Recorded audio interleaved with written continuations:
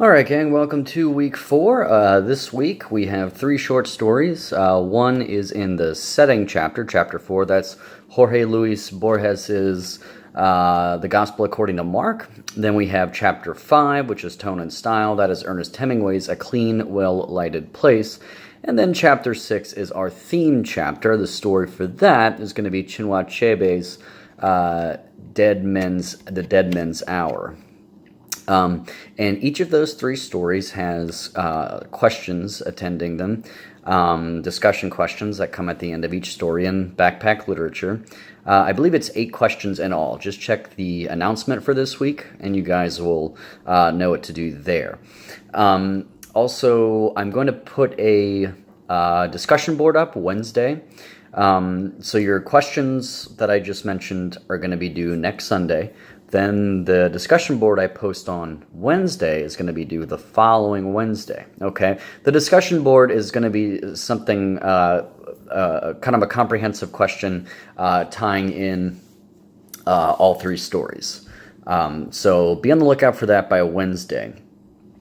So what I have to grade, I know I have the Jilting of Granny Weatherall and the Tobias Wolff Bullet in the Head questions, assignments to get back to you all. So I'll try to jump on that this week, and then by next week you'll receive your essays back on the Virginia Woolf essay, the analysis on a haunted house.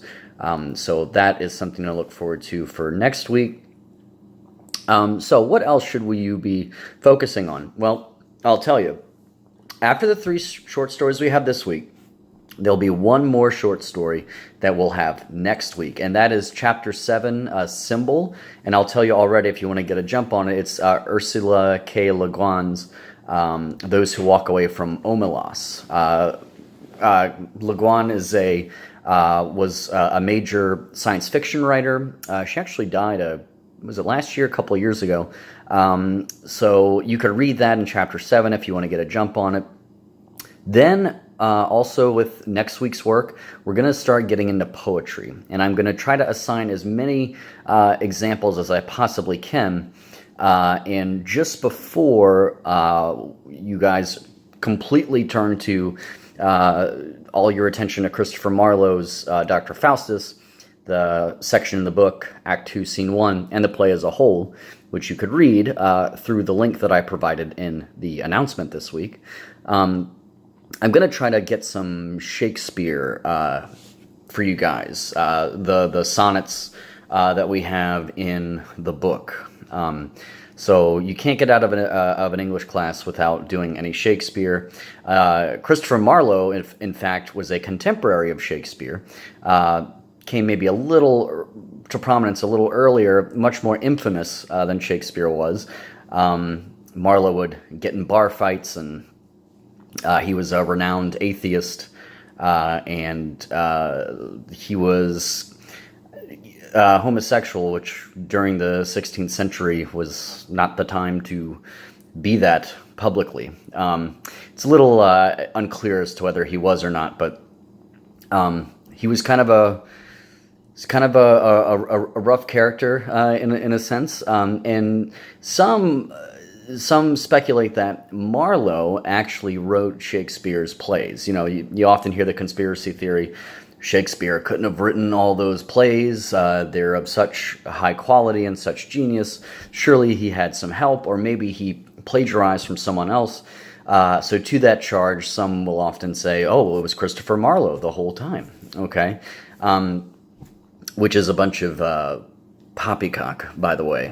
In graduate school, I had a Shakespeare scholar teach my class a class on Renaissance literature in Britain.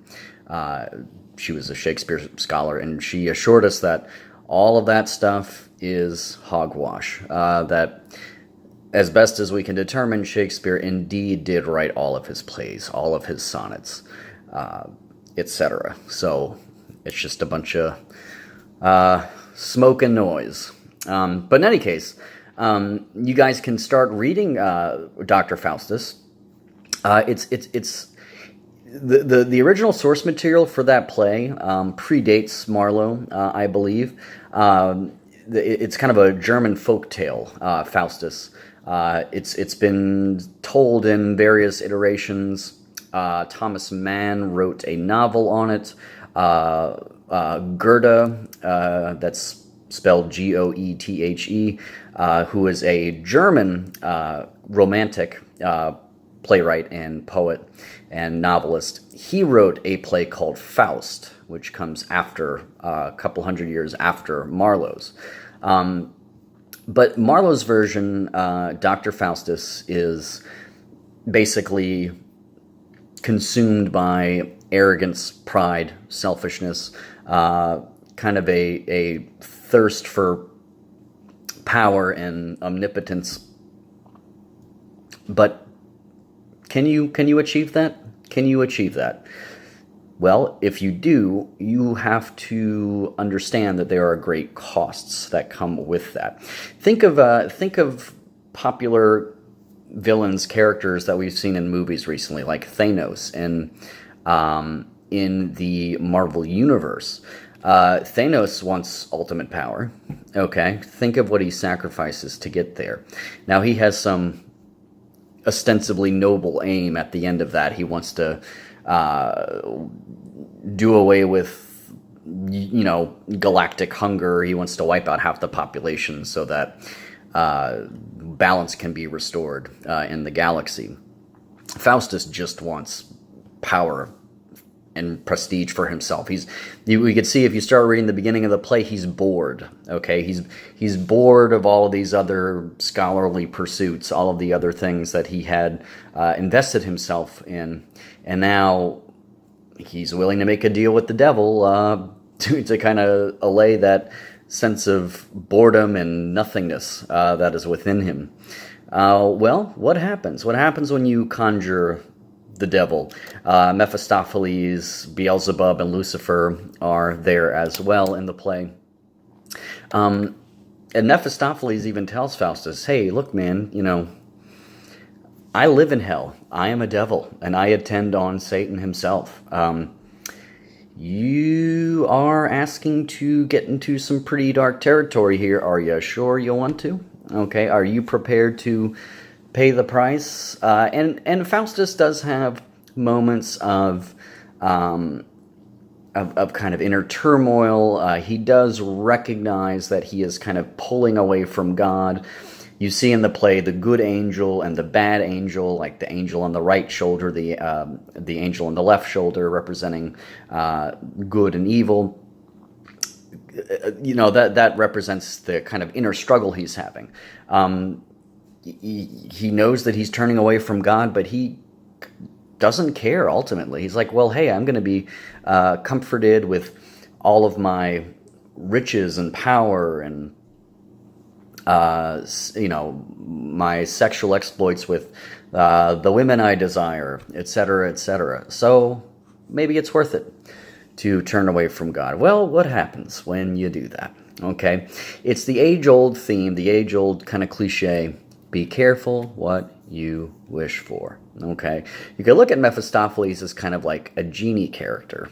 Okay, so when you guys are reading the play, ask yourselves, what is it about this Dr. Faustus guy that is universal to all human beings? What is it about him? What do you see in him that reminds you of you? And don't say, oh, there's nothing about Dr. Faustus that reminds me of myself. I am pure and clean as the driven snow. No sinning for me. Well, you're fooling yourself. Okay. We all sin. We all transgress. We are all, to a degree, selfish and want to be noticed. Think social media. Okay. We all want to be noticed. We all want people to kind of bow down and praise us, give us likes. Okay. Tell us how great we are. It's kind of what Faustus wants too. Okay, have you ever made a deal with the devil, as it were, to get what you want? All right? Have you ever compromised your morals to get somewhere? Of course you have. I have. I'm being honest with you. I'm a corrupt, fallen child of clay, just like everyone else. Okay? So Also, think about Faustus and Mephistopheles. Here we have a human being, Faustus, a tragic character, and then there's Mephistopheles. Mephistopheles is a devil, but is he more evil than Faustus is? Or is Mephistopheles just a devil being a devil? We can't fault him. It's his nature. He's acting according to how a devil would act. What about Faustus? Is he betraying his own sense of humanity? And does that make his fall more egregious? Do we pity him at all? Do we just damn him? Okay. Do we point the finger at him and say, "Oh, you miserable wretch, look what you're doing"? Or are we a little more sympathetic towards him? Okay. I'm going to have an actual assignment prompt for the essay next week with the rollout of next week's announcement video. But in preparation, before we get there, guys, when you're finishing up your assignments for the week, go ahead and start reading.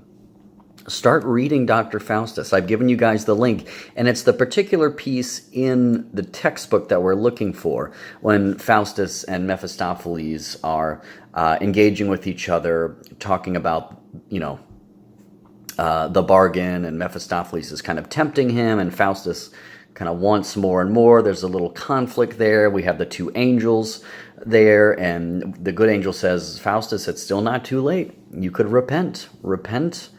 And if you are truly repentant, if you are truly contrite, you will be forgiven." And then the angel on the left says, the devil, the bad spirit, says, "Oh no, it's too late. You've gone too far. No turning back now." Okay?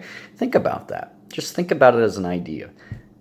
Is there ever a point of no return when it comes to salvation and turning back to God and getting your soul restored? Is there? Or can you always be saved if you are truly, truly sorry and you truly mean it, and God can see through into your heart and recognize that? Well, for what it's worth, I would say you can be forgiven. But what do you all think? Okay, it doesn't mean it's always easy. When I do something wrong, I don't think to myself, "Oh, I'll be forgiven. I will ask for forgiveness, and God will forgive me." Or the people whom I love, whom I have wronged, will forgive me.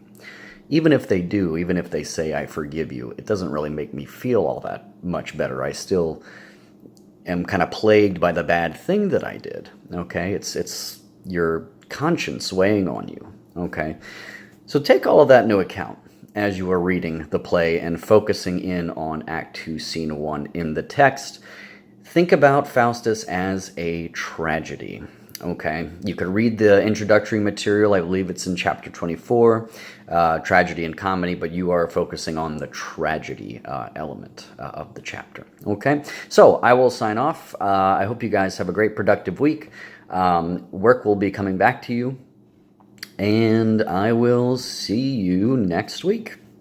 Have a great one, guys. Bye-bye.